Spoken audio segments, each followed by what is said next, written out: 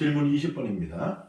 하느님께서는 이스라엘 백성에게 가나안 땅으로 가라고 하셨는데 그곳에는 이미 살고 있는 사람들이 있었습니다. 그런데 왜 하느님께서는 그곳으로 가라고 하셨나요? 이런 질문 좋아요.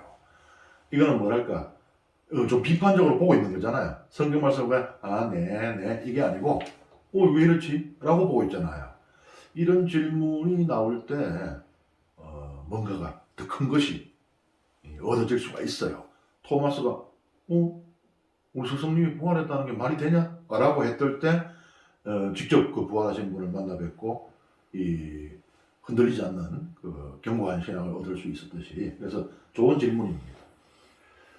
그러니까는 하나님 좀 너무한 거 아니에요?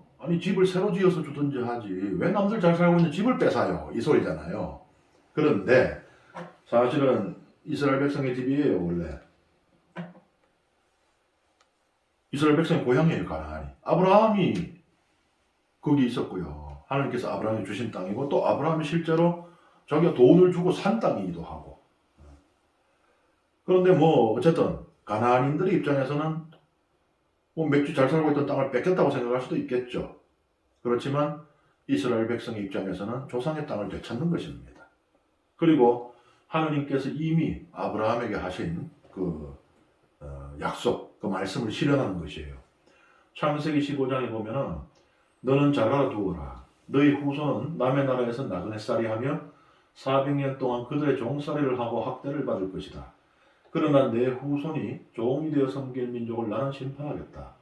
그런 다음 내 후손은 많은 재물을 가지고 나올 것이다. 다시 돌아올 것이라는 이야기고요. 이것이 이 야곱에게 하시는 말씀에는 훨씬 더 분명하게 드러납니다. 이집트로 내려가고 있는 거예요. 야곱이 두려워하고 있습니다. 그 야곱에게 하시는 말씀이에요. 이집트로 가라. 큰 민족으로 만들어주겠다. 그리고 내가 너를 다시 데리고 올라오겠다. 여기서 너는 야곱도 가리키지만 야곱의 후손 전체를 가리켜요. 왜냐하면 이때 야곱 죽고 없거든요. 그러니까 이스라엘 백성 전체. 근데 야곱도 해당이 돼요. 왜냐하면 야곱이 죽은 뒤에 유해가 가나안 땅으로 들어오니까. 그래서 여기서 너는 야곱도 가리킬 수 있고 그의 후손인 이스라엘 백성 전체를 가리킬 수가 있어요. 이 하느님의 말씀이 실현되는 것입니다. 그리고 그래도 그냥 딴 데로 가시지 왜 하필 거기를 하고, 그래도 또 물을 수가 있어요. 이건 선교적인 차원에서 답을 해야 돼요. 가나안이 유일한 말이에요. 고대의 세상 전체입니다. 옛날에 우리나라 한국 같은 나라 있는 거 몰라요. 이게 그 당시의 세상 전체입니다. 지도를 보면 어때요? 일단은 당시에 가장 큰 문명 두 개 여기 있고, 그 다음에 새로 시작하는 문명, 지중해 문명. 나중에 이 지중해 문명이 결국 다 잡아먹게 되죠. 이 문명들이 교차하는 교차로예요. 그러니까는 이스라엘 백성이 여기 있음으로 해서 세상 모든 민족들이 야훼 하느님 이름을 알게 되는 겁니다. 알 수밖에 없어요.